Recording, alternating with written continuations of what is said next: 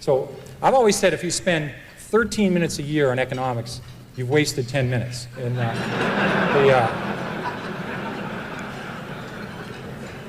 And all you need to know about the stock market is it goes up and it goes down, and it goes down a lot. And that's all you need to know. Again, it'd be terrific to know what's going to happen in the economy, but I deal with facts. If inventories are going up, if copper prices are going down, if room occupancy is going the wrong way, if people building too many hotels, I look at freight car loadings when I own railroad stocks.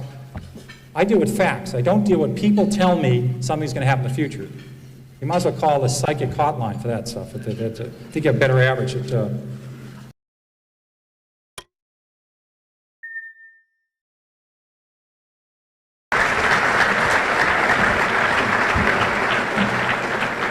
Thank you. Does everybody have this list? Can everybody hear me?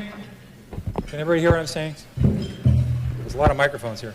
This is what I'm going to cover today. It should be on your desk. These are the key points that I've been using for 25 years. I think they're true then. I think they're true today. I think they'll be true in 25 years. And I think that's what investing, successful investing is all about. And the first point is know what you own. I can't believe how many people own stocks and they couldn't describe to an 11-year-old in 2 minutes or less why they own this thing or what it is. If you actually pin them down and you put a whip to them, they'd say the sucker's going up. That's the only reason they have for, and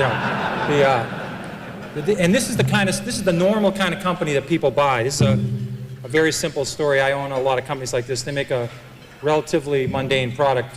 It's a 1 megabit SRAM CMOS bipolar RISC floating point data I/O array processor with optimizing compiler, 16-bit dual port memory, Unix operating system, 4 Whetstone megaflop polysilicon emitter with a high bandwidth, that's important, 6 gigahertz double metallization communication protocol, asynchronous backward compatibility, peripheral bus architecture, 4-wave interleaved memory, token ring interchangeable backplane, and they do it in 15 nanoseconds of capability.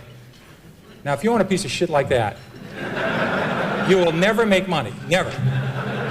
Somebody come up with more Whetstones, less Whetstones, big mega flop. I mean, what do you do if this thing goes from 12 to 9? Do you buy more? Do you walk around the block? I mean, do you call your friends? I mean, what the hell do you do with something like that? People buy this stuff. I mean, I buy stuff like Dunkin' Donuts and Stop and Shop and CVS and made money in all those. And Sally Mae was just here, right before me. I mean, there was a stock I bought that they had a great name. It was Student Loan Marketing. I mean, who would ever buy anything like that? It was a great name. If you heard the story, I think 100 people heard the story. In fact, I had dinner last night with Al Lord, Ed Fox, and Paul Carey. We're all on that road show in 1983. I think if 100 people looked at Sally Mae, they would have bought it, but 100 people wouldn't look at it because imagine loaning money to students. Imagine doing anything with students. It was a great story. It was simple, and no one looked at it. So that's the kind of stocks I like to buy. But I'm telling you, people don't do this. And I'm talking sophisticated people, unsophisticated people. They don't know what the company is, what's the story. And it's very important to know it because it doesn't always work, and you have to keep posted. Now, here's a big point. Remember this one. It's futile to predict the economy, interest rates, and stock market. I mean, people keep trying to do this. I mean, this would be useful. I would love to know when we're going to have a recession. I'd love to know when interest rates are going to go up or down. I'd love to know when the stock market's going up. That would be helpful. I would like to get next year's Wall Street Journal. Unfortunately, you don't get it. I remember in 1982, we had a lot of people in this room around for 82. We had 20% prime rate, 15% long governments, double-digit unemployment, double-digit inflation. I don't remember anybody telling me about that in 1980. I remember everybody telling me about that in 1981. But in 83, I remember they said, well, the economy's bounced back. We're in a recession in 85. In 85, they said we have a recession in 86. In 87, something happened in October 87. I forget what something happened in October 87. Celtics lost 7 in a row. Something bad in 87. They said for sure we'll have a recession in 88. And they said 89 for sure we'll have a recession. And then 90, we're supposed to have the so-called soft landing, which we never had. So I've always said if you spend 13 minutes a year on economics, you've wasted 10 minutes.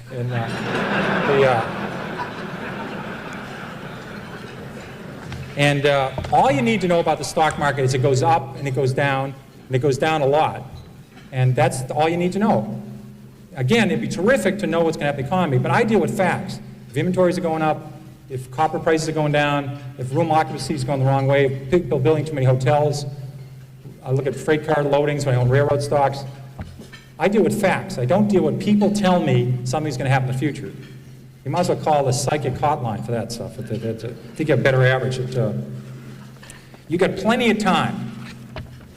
This is true of Sally Mae, it's true of Dunkin' Donuts, it's true of Stop and Shop. People are so insistent, I'm that way too. I have to fight it. They have to buy a stock, let's see, it's now 501. I haven't found a stock yet today, I gotta find a stock before sunset, You could buy Walmart 10 years after Walmart went public. Let's say you're a very careful investor. You waited. You said, I don't know if this company can make it. You waited for Walmart to roll it out. You could buy Walmart 10 years after they went public and made 30 times your money. 30 times your money. 10 years after they went public, they're only in 15% of the United States. 1.5. They hadn't saturated the 1.5. You could say, well, why can't they go to 17? Why can't they go to 19? I mean, why don't I take a leap of faith here? Why can't they go to 26? All they did for the next 3 decades was roll it out. You could buy Walmart. If the day they went public, you bought it, you would have made 500 times your money. If you waited 10 years in Walmart, you made 30 times your money. You got plenty of time in this business. Now, what I'd like to talk about is what I call the 10 most dangerous things people say about stocks.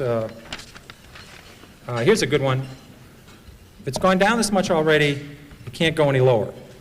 I remember when Polaroid went from 140 to about 107, and people said, if you ever get Polaroid under 100, you've got to buy it. You just back up the truck, buy the stock.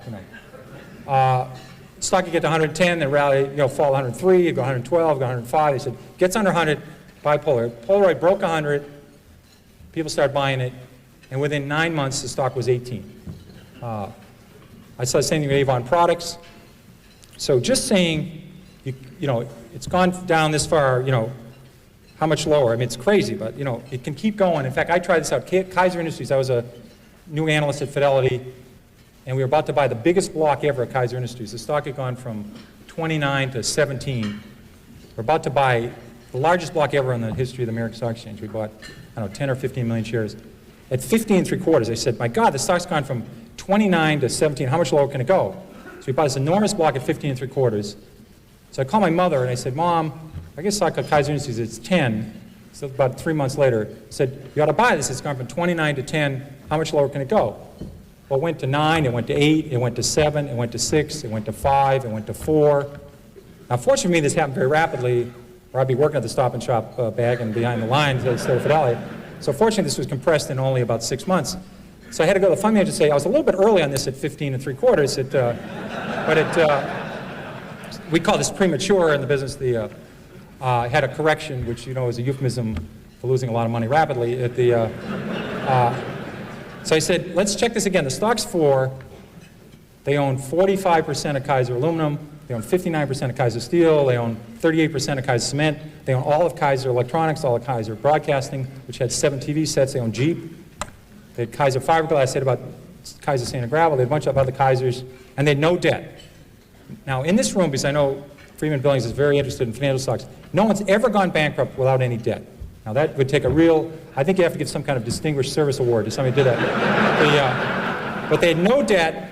I said, it's not going to go to 0. I was wrong when I said it can't go below 15.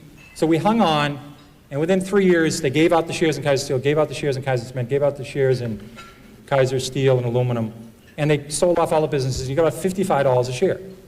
But if you didn't know the story, and the stock went from 15 to 11, and you're just saying how much lower can it go, when it went to 9, went to 8, you would have gone. So you can't just say it can't go any lower, because I saw Taco Bell go from 14 to 1 in 1974, and they had no debt and making 60 cents a share. There's a corollary to that that's even more dangerous. If it's gone this high already, how can it possibly go lower? Higher, sorry. That. Philip Morris, adjusted for splits, sold for 12 cents in 1951. And then it goes to 60 cents in 1961.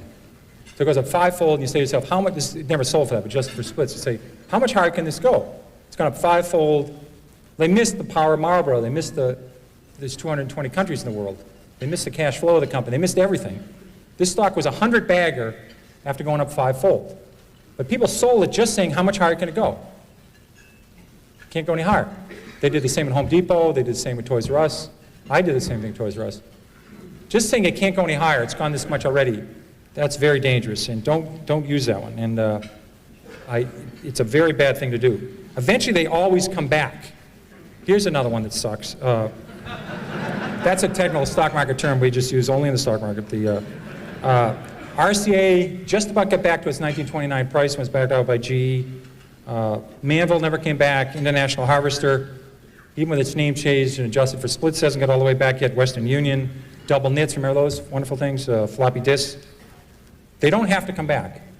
But they say eventually they always come back. Not true. Here's a great one. It's $3. How much can I lose? This is a great one. Because yeah, get out. This is, I don't have a computer and I can't do high-level math, but just do this one. So let's say your neighbor buys $10,000 of a stock at 50, and the stock's now 3, and you put $25,000 in at 3. If it goes to 0, who loses the most? A lot of people cannot answer this question. You know, I mean, if you put $1 billion in at 3, you can lose $1 billion. You know, I mean, they blow taps in lots of companies every year. You know, you just have, they can go to 0. Here's a good one that helped me a lot. It's always darkest before the dawn. This business is terrible. It's awful. You ought to buy the group. This is not a good way of making money. Here's one you're probably talking about before lunch, freight car deliveries. In 1979, there was 96,000 freight cars delivered in the United States. 2 years later, it fell to 45,000, the lowest in 23 years. So it goes from 96,000 to 45,000. People say business is awful, it's horrible, pathetic. Then it falls to 25,000. They say, just load up. There's about 15 opportunities to lose money here. There's about 15 suppliers of freight cars, 15 manufacturers. Business was awful. Well, last year we shipped 7,000 freight cars in the United States. The business just continued to be miserable. And I'll give you one there's even greater opportunity to lose money on. The energy services industry. This, we all had a great opportunity to get our heads handed to us.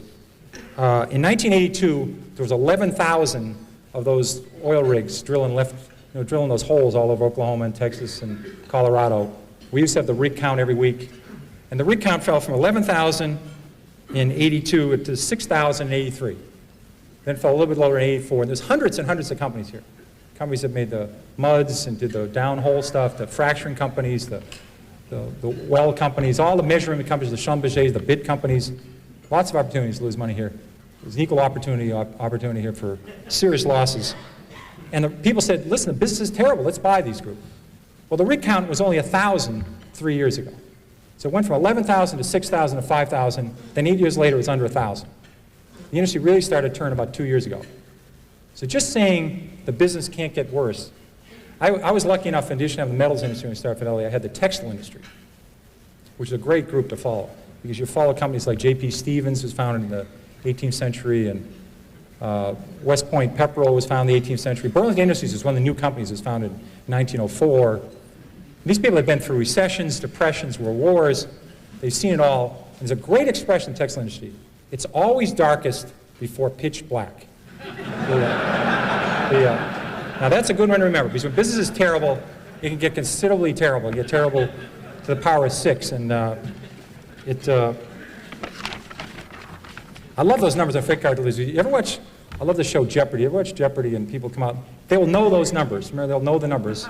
And they'll know, you know, what country Box took his first vacation in, and they'll know Phil Rizzuto's batting average and what his wife's first name was, and they'll know the stock symbols of Xerox before it was Haloid, or, you know, they know everything. And you watch the show and you feel like an absolute idiot watching the show, because they answer all these questions. But they're really smart. I've owned this stock before, King World. Right after it, they show Wheel of Fortune. And what happens is they'll have this word up there, and it'll be TH, and there's a T, and it's like, buy a vowel here, should I buy a U, you know, buy an I, and you know, Vanna spins the wheel, and they buy the A, and, you know, you're redeemed by watching the Wheel of Fortune after feeling like an absolute jerk on the Jeopardy game, and it's really smart. When I rebound to 10, I'll sell. Here's a great rule. Somebody buys a stock at 10, and it falls to 6. They say, if it gets back to 10, I'll sell. Now, I think the math, 4 and 6, I can handle this level of math. I think that's about a 66% return. You ought to buy it. If you think it's going back to 10, you ought to buy the hell out of the damn thing. But they think if it gets back to 10, I'll sell. Now, what you ought to do is never put down a round number, because I think for the next 26 years, this stock will go between 5 and 9.25. It'll never get to 10. So maybe put 9 1/8 or 8 3/4. But just saying the stock, if it gets back what I paid for it, this is a very important rule. This is one of the key rules. The stock doesn't know you own it. Remember that. You could be a miserable person. You could have, never helped anybody, never done anything right, had 67 spouses, never done anything right. If you own Coca-Cola the last 50 years, it's gone up 300-fold. You could be the greatest human in the world, help Special Olympics, help the mentally challenged, help poor people, help AIDS people. If you own Bethlehem Steel, it's lower than it was 30 years ago. It's not your fault. Don't take this personal, But people treat stocks sometimes like a grandchildren or a puppy. I mean, they think the stock knows who you are. It doesn't work that way. What me worry? I own conservative stocks. I don't have to worry. I own conservative stocks. I remember when Con Ed fell 80%, then tripled. Public Service Indiana went down 90%. Gulf States Utilities, Long Island Lighting. This may be an oxymoron. We had Quality Texas Banks that went to zero. We had Quality New England Banks that went to zero. These were companies that have been around for 150 years, 120 years. Saying I own conservative stocks, I don't have to worry. I've seen a lot of people, they'll inherit a stock from somebody. They'll say, my mother said on her deathbed, don't sell the Long Island Lighting. You always wondered, she's going to heaven, or hopefully where she's going to heaven. They talk about a Little League game or a vacation or a game of hearts they had, or imagine talking on your deathbed about Long Island Lighting. And you say, but you get these stories all the time. And I think your mother would have noticed, she wouldn't have sold at 29, but she would have noticed they had this little plant that was about $6 billion over budget, no one wanted it, and wasn't working, and Long Island stopped growing. So maybe she would have turfed it at 22 or got out at 18, she wouldn't have let it go to 4. So just because you inherit some stock and it's so-called conservative, like Eastman Kodak fell 75%, IBM fell 75%, don't tell anybody you own a conservative stock. Companies are very dynamic. I don't buy that argument. Here's a very dangerous one. Look at all the money I've lost. I didn't buy it. People do this all the time. They say, I didn't own Blockbuster, I didn't own Home Depot, I didn't own Toys R Us. Eric, it was very nice to say some nice things about when I came up here, and Manny has been nice to me. I literally, one of my books listed on 2 pages, in the 13 years I ran Magellan, I listed, I think about 200 stocks, A through L, on the New York Stock Exchange. They went up tenfold or more that I didn't own while I ran Magellan. I had owned lots of stocks. I listed 200 stocks A through L. I stopped at the letter L, and I didn't own any of these shares. They went up tenfold or more, and I was able to do okay with Magellan. And people worry all the time about missing Microsoft, missing Western Digital, missing United Airlines. They spend all their time worrying about stocks they miss. You cannot lose money in a stock you don't own. That's a very important, the only way to lose money is buy a stock, have it go down, and sell it. That's the only way. And I swear that people, their spouse has to cut out the newspaper in the morning, cut out the C's, and the person will look at the M's, oh my God, Microsoft's up 3, I was going to buy 1,000 shares of Microsoft, I lost 3,000 of Microsoft last night while I was sleeping, I was going to buy 7,000 shares of National Semiconductor at 10, it's now 17, I just lost $49,000 on National Semiconductor. They do this all the time. They have to cut holes. Thank God Blockbuster finally went away, because that was early in the alphabet. People would always be looking how much they lost on Blockbuster. I missed that one. I'll catch the next one. That usually does not work. Toys R Us, there was a lot of copycats of Toys R Us. There was Child World, there was Lionel, there was copycats of Home Depot. Buying the next of something usually doesn't work. It's very bad. It's like buying on dips. I think it's always better to buy from dips. I always thought it was a better rule than buy on dips. You may have to explain this to some other people.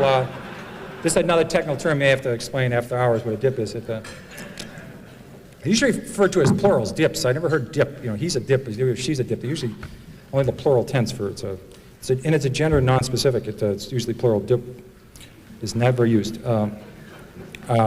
Stock has gone up, I must be right. Stock has gone down, I must be wrong. I'm convinced that people do this all the time. They buy stock at 10, they buy a little bit of it, It goes to 13. They now say they don't know anything more about it than they knew when they bought it at 10. They have no idea what this company does, but it's gone to 13. Now they take a second mortgage in their house and buy it at 13. The best thing that could happen for us is to go directly from 10 to 4 for these folks. You know. It's going to go to 4 eventually, but it goes to 13 in the middle. They're convinced now. They bought 100 shares at 10. Now they buy 20,000 at 13. And all the fact is the stock went from 10 to 13 is it went up. The average movement of a stock in the New York Stock Exchange this century, between its high and its low, has been 50%. The average stock in the New York Stock Exchange. That means the stock started the year 20, sometime during the year sold 16, sometime during the year sold at 24, might have finished the year 21, might have finished the year 19. The average range of a stock in the New York Stock Exchange is 50% in 12 months, between its high and its low. So stocks go up and down a lot within a year. And say this stock is going up means you're right, doesn't mean a damn thing. So don't buy off on that one. That is not a good one. Avoid long shots. These are the companies that, we have this very technical term for this called whisper stocks. Everybody familiar with whisper stocks? They're great. Somebody call you up and they'll say, hi Peter, how's Carolyn? How's Beth doing? How's Annie? How's Mary? Have you played any golf? And then they'll say, I want to talk to you about international blivet. And the next, they'll get one of those, they'll get a shorter term in those places where they have Nordic tracks and they put them away and they don't have to make big rocks into small rocks. They just watch movies and they have Nordic tracks, but they will not get these people if they whisper into the phone. And these are always these long shots. You know, these are the stocks that are going to grow hair and make your kid have better spelling and your breath's going to improve and you won't have to iron your pants. I mean, it's one of those stocks and they always do everything for you. But they're missing, they don't have any sales yet. You know, that's the missing element to the story. The story is sensational. There's no profits here, no sales yet, but my God, if this works, it's going to be the next Xerox, you know, and it's going to help Murr and space and everything. It's a very, very good deal. Now, this is not a long shot. This is a no shot. You have to separate these out. I've tried 30 of these. I have never broken even on a long shot. Never. I've made 25, 30 times my money on some stocks. I never thought about Sallie Mae or MBIA or Fannie Mae or some of the banks or Stop and Shop. I'd make 20 times the money, 30 times the money. I had no idea. I thought the stocks were going north. I had no idea. You look back 10 years later, you say, my God, I made a lot of money in this thing.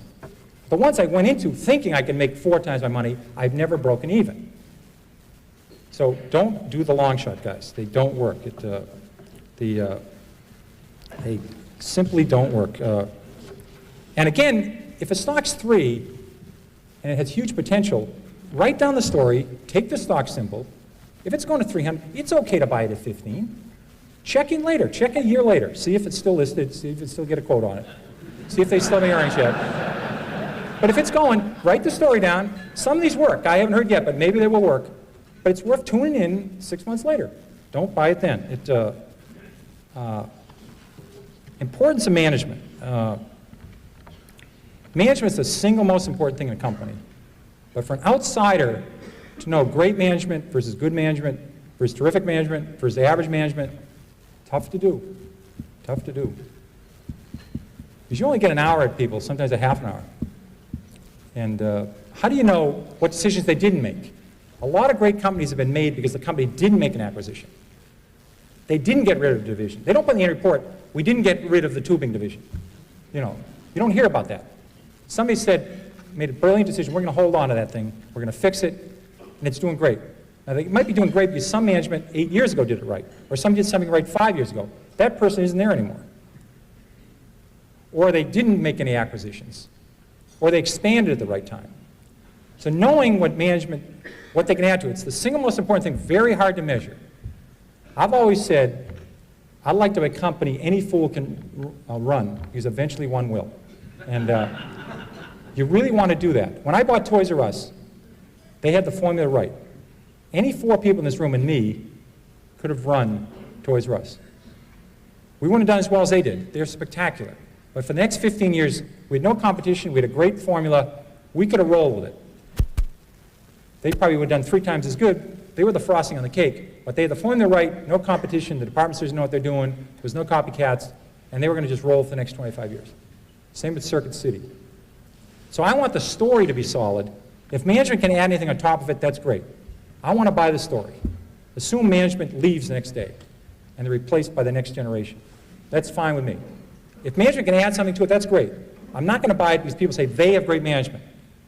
Because you'll notice great management is always attached to stocks been up the last 8 years. You ever notice that? Because I looked at Reynolds Metals. I used to follow Reynolds Metals. The stock has had the same person run it for like 30 years. When the aluminum was tight, they'd say Reynolds Metals has great management. Aluminum going oversupply, these people are idiots. Then aluminum get tight, they say these people are terrific. I mean, it all to do with the price of aluminum. And they keep rating the management by how the stock's doing. It's very hard to measure management. It'd be wonderful to do. If you could spend months with them, really see them in action, then you'd know, but you don't really get that chance. Be flexible. People have all these biases, all these prejudices. They want to buy high growth industries, they won't buy financial companies, they won't buy savings and loans, they won't buy companies that start with the letter R. I mean, there's all these rules. They all hurt you. There are great stocks everywhere. There are stocks that are near bankruptcy, stocks in bankruptcies, stocks about to go in bankruptcy. There are companies on the new high list that are attractive. There's companies on the new low list. They're all over the place. They're in growth industries, non-growth industries. Don't cut yourself off to one segment. People have way too many prejudices, too many biases. And I always thought of it, I don't know if the women in the audience see this many times, but I always thought of these buy lists at some institutions. We don't have this, the Fidelity. They have these buy lists. I think Kmart got on some of these companies' buy lists 3 years ago. Microsoft may get on it about 12 years from now, but they have these buy lists. And I always thought of the buy list as, you buy a new shirt, you ever look in the pocket and you get inspected by 6 or inspected by 8? Do you ever see those numbers? I mean, I always wondered about that. I always think of those buy lists at those institutions, so I see that inspected by 6 and inspected by 8. In fact, I'm absolutely, if somebody can call me, you could do it any time of day, has anybody ever got a shirt inspected by 1? I mean, do they retire these numbers? They have a meeting. I've never had a shirt inspected by 1 or by 2. I think they must they raise their numbers in a meeting up to the rafters. But I always think every time I get that number in the shirt, I think of these people working off a buy list of rapidly growing companies, only they have unit growth rate of X or 6X or whatever the number is. It doesn't work. Another thing about it is math and the kind of math you need to do this. I don't use a computer. I don't have a computer. I really was doing great math. I remember 7 times 7 was 41, and 9 times 9 was 81, and 12 times 12, I think it was 144. So it was some big number anyway. I had that one down cold. And I said, this is great. I love this stuff. And the barge left St. Louis going at 8 miles an hour, and the train left Pittsburgh, and this stuff is easy. I remember one day, I think it was 9th grade, it was a grim day. Somebody introduced cosine. God, that day, I mean, remember cosine? I mean, has anybody used cosine the last couple of years? I mean, let's have a show of hands. How many of you have used cosine the last 6 months? But I remember tangent and cotangent. Why would you want to know about tangent? And then remember the area under the curve. I mean, remember that crazy calculus area under the curve? I mean, what the hell would you want to measure area under the curve for? That is such garbage. You don't need this for the stock market. If you can add 8 and 8 and get fairly close to 16, that's all you need. You say 400 million in debt, no equity, no cash, losing money, forget it. They get 300 million in cash, no debt, 200 million in net worth.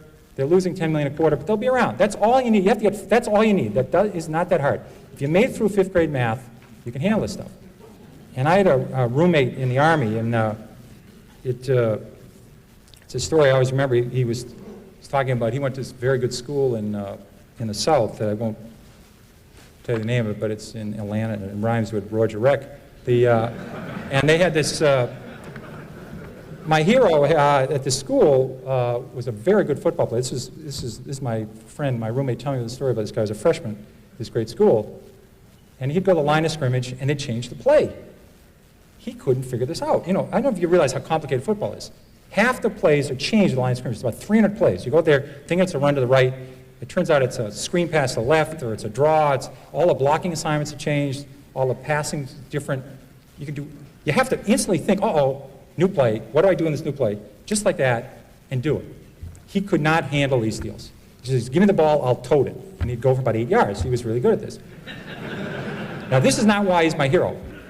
The reason he's my hero, in a classroom about this size, his freshman year, he asked the question, does X always equal 7?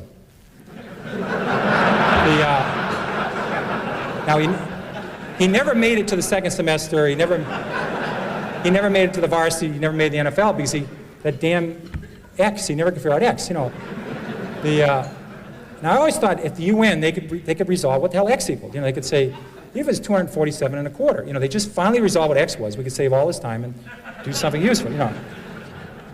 You don't need it in the stock market. But, okay, now we'll get to the important stuff. There's always something to worry about. This is the difference. This is what happens in the stock market. Because, see, everybody's got the brain power to do well in the stock market. The question is whether you have the stomach for it. That's the key organ in the body. There's always something to worry about. I went to school, grew up with a kid in the 50s. In the decade of the 50s, there's this big theory that the Depression was caused by a stock market crash. Totally wrong. Less than 1% of Americans owned stocks in '29. We had this big-time recession. In fact, it was a depression. It wasn't caused by the stock market. The economy went down, the Federal Reserve raised interest rates, and we had a big-time depression. In fact, we had several depressions like that from 1850 on. This was only one of about 8 depressions since 1850. But people thought the only reason we got out of the depression was World War II, and they said once we get back, next time we have a recession, we're going to have a depression. And it's going to be a Great Depression. I never understood that adjective in front of depression. It ought to be crummy depression or bad depression, but it was always Great Depression. I never quite understood that one.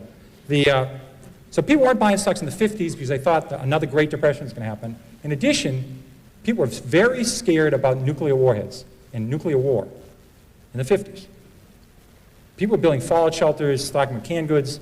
There's something about going to Vermont, building a fallout shelter, putting canned goods in it, that you don't buy Minnesota Mining or you don't buy Eastman Kodak. I mean, the syllogism just doesn't work out that you're buying lots of water, buying a shotgun, buying frozen food that will stay in the freezer with your own generator, and you're looking at growth stocks. Doesn't seem to work out that way, you know. And I remember in the 50s, I mean, I remember literally in classes, I was in elementary school in the 50s, and they would come in, they'd have one of these air raid drills. Somebody with a yellow hat would come in, they'd blow a whistle, and you'd get under your desk. Even then I says, I don't think this is going to do a lot of good, you know. But people were worried about a depression and nuclear war in the 50s. And then, the warheads, they couldn't do much damage back in the 50s. Now one of these Stan countries, you know these Kakistan and Kazakhstan, all these Stan guys that have spun off these Friedman building spin-offs from the Soviet Union, they didn't lead it. There was a co-deal with somebody else, like Goldman Sachs, and they were on the left side though. Every one of these little countries has enough warheads to blow the world up 88 times. I mean, who's built a fallout shelter lately? You know, we stopped worrying about it. I mean, there's always something to worry about. In the 50s, it was depression and nuclear war. The 50s was the best decade this century for the stock market, except for the 80s. Only slightly better. The 80s are only slightly better. People didn't expect a lot. We had an okay, it wasn't a great decade. They just didn't expect much. We made it through.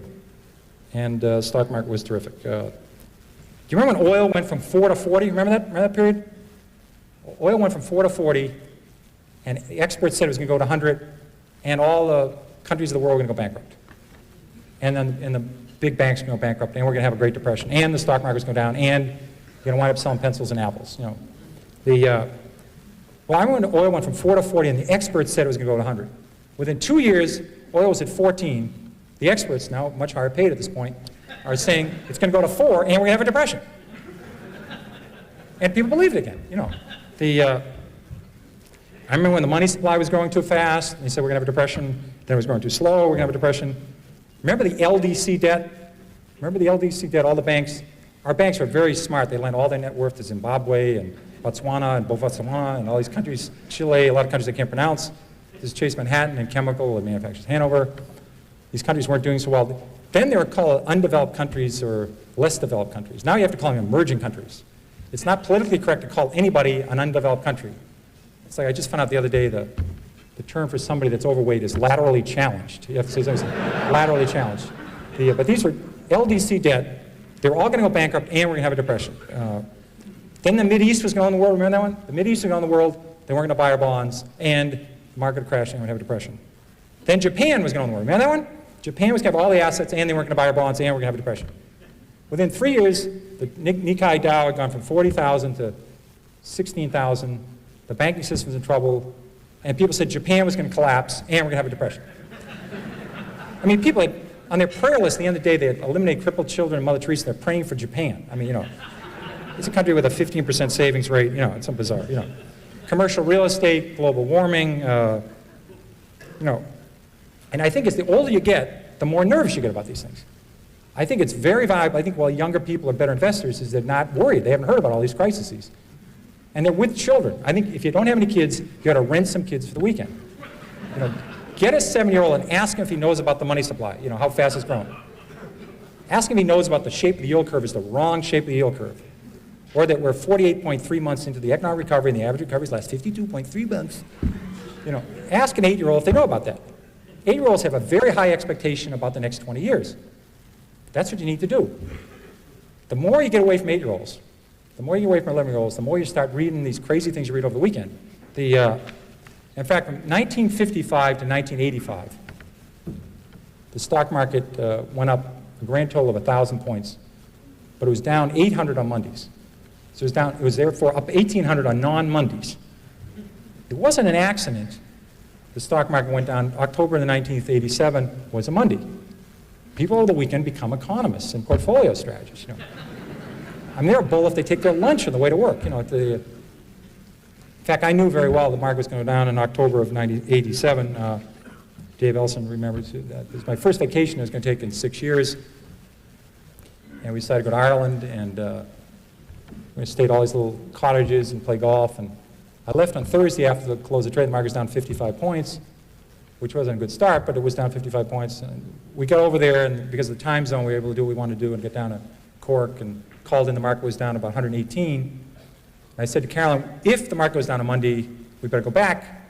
But we're already here, so I'll also stay for the weekend. So as you know, the market went down 508 on Monday, so I flew home. Because my fund had gone, I think, from 13 billion to 9 billion in 2 working days, and it was the trend here is not positive. Like I could do something about it, you know.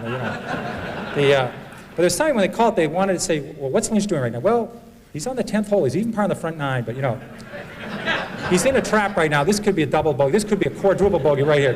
Could blow the entire front 9 right here. You know, this is not what they wanted to hear. You know, so I have no idea when the market's going to go down, and no idea when it's going to go up. I'm totally shocked. The market was 4,000 2.5 years ago. A little while ago, it's 8,000. I had no idea about this. Very surprising to me. But I'll guarantee you the market will be a lot higher in 15 years. It'll be a lot higher in 25 years. What it's going to do in the next 1 or 2 years, I don't have any idea. And if somebody in this room knows about it, they're not telling anybody.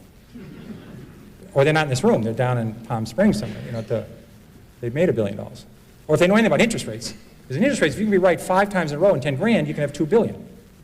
There's not that many people with $2 billion. There's a lot of people predicting interest rates. Did you ever think about that one? Just 5 times right in a row in 10 grand, $2 billion. If you write 7 times in a row, you can have the GNP of, you know, the United Kingdom. You know, it's a big number. So I don't worry about that. I know we've had 96 years a century, and the market's fallen 53 times. We've had 53 declines of 10% or more. So 53 declines in 96 years. Once every 2 years, we have a 10% decline. Of the 53 declines, 15 have been 25% or more. So 15 in 96 years, about once every 6 years, the market falls 25% or more. That's what we call a bear market, you know that. And it's going to happen. I don't care when it's going to happen. I would love to know. Obviously, it would be very useful to know when it's going to happen. It doesn't make a difference to me. Corporate profits will be a lot higher 8 years from now, a lot higher 16 years from now, a lot higher 30 years from now. That's what I deal with. And I'll be glad to answer your questions. It's been great. Enjoyed it. And I want to start the questions.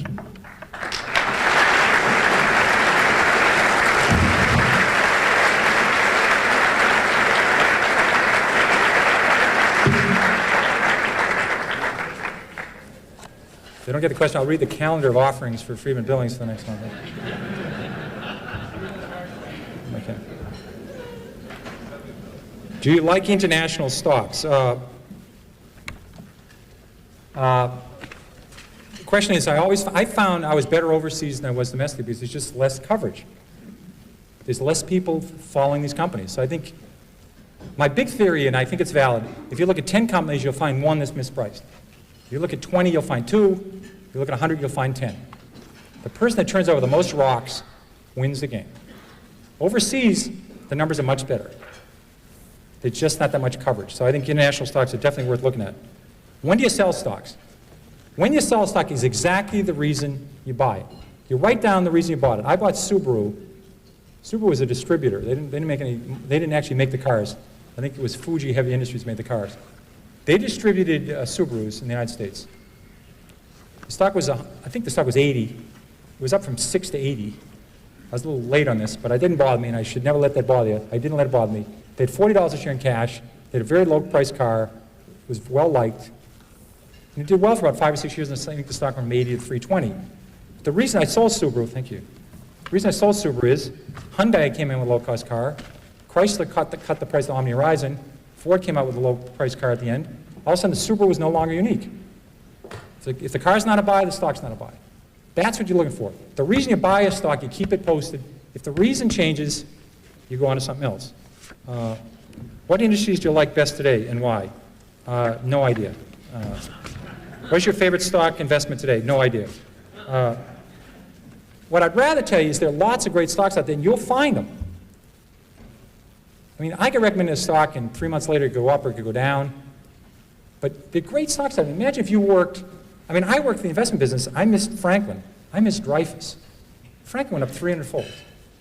Dreyfus went up 50-fold. I didn't miss Dreyfus twice. It was my industry. When Dreyfus went in the crash, this is bizarre. Dreyfus went from 50 to 30. In the crash, it fell to 18. They had $17 a share in cash and no debt. It was selling for 1. I did that math very rapidly. And the week of the crash, they were like 90% money market assets and bonds. Their assets didn't go down the week of the crash. The stock went from 50 to 18 with $17 a share in cash. So I paid attention to my own industry. Imagine you'd been in the retailing industry. You would have seen Home Depot. You would have seen Circuit City. You would have seen all these great companies. These people are buying biotechnology stuff. It's crazy. Do you believe the S&P 500 market is expensive? Yes. Which industries look the most attractive now? I would say, if you look at the secondary stocks, we've had 3,000 companies come public the last 4 years. That's 2 a business day, 3,000 companies. 1/3 of them are lower than the price they came public at. Some of these are not great companies, but some are good companies, and they had a glitch, and no one cares about them. So it's the secondary companies, to me, is the research list. That's where I'd be looking today. Let's see. If you believe you should not own what you own, please discuss the pros and cons of concentrating your investments versus diversification. Okay, very good question. I don't believe in diversification at all. I would own 1 stock if I could find 1 great stock. Diversification is a big mistake. I call it diversification. You buy this thing that might balance this other thing, and they both go down. My God, I got enough questions. I got enough questions to come at your 5th annual conference here. My God, I think we have enough conference. Thank you very much. Oh, that's a pretty good one. So I don't believe in diversification at all. I would own 1 stock. But what I do believe in is if I find 10 good stories, they're all equally attractive, I buy all 10.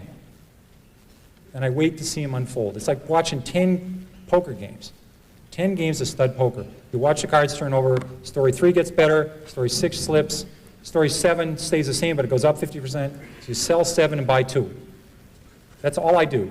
So if they're equally attractive, I buy all 10. Then gradually some story says, oh my God, this is getting better and better, and guess what? The stock just went down.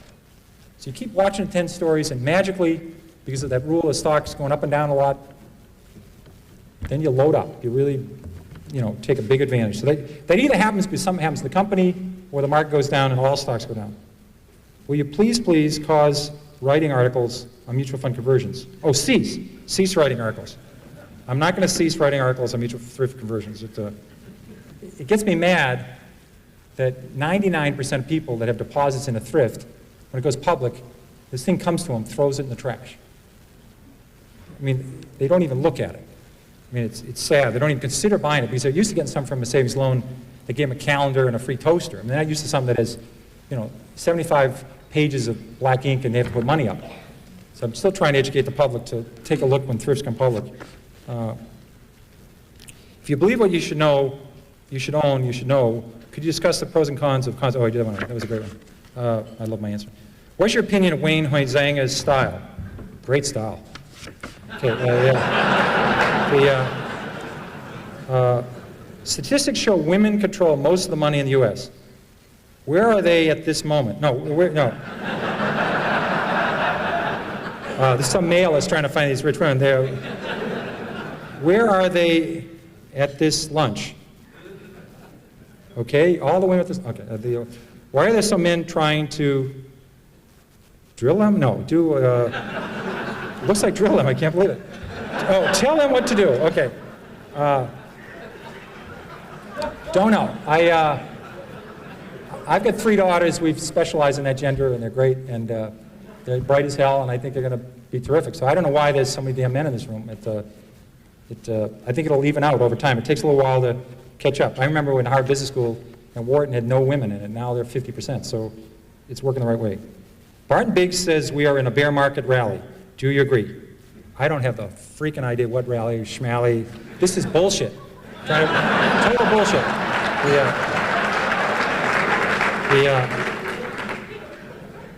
Now here's something, Manny Freeman. Now listen, Manny Freeman said this morning they're in the 5th inning of the current bull market. This is also bullshit. The only difference, this is more current bullshit.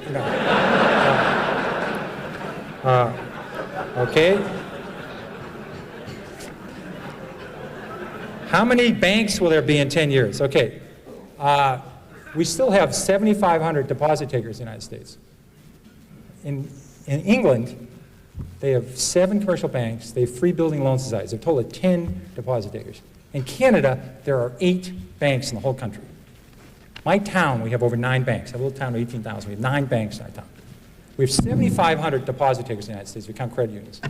They all have their own audit, their own advertising jingle, their own software systems, their own board of directors, an unbelievable waste. So how many banks will there be in 10 years? A lot less than there is now. How many thrifts will there be? A lot less. This industry is going to have a serious consolidation. There's an unbelievable redundancy, waste, duplication, and it's going to shrink. And it works. Now these stocks are up. They use paper. It doesn't cost anything to do it. Okay, that's it. I appreciate it very much. Thank you.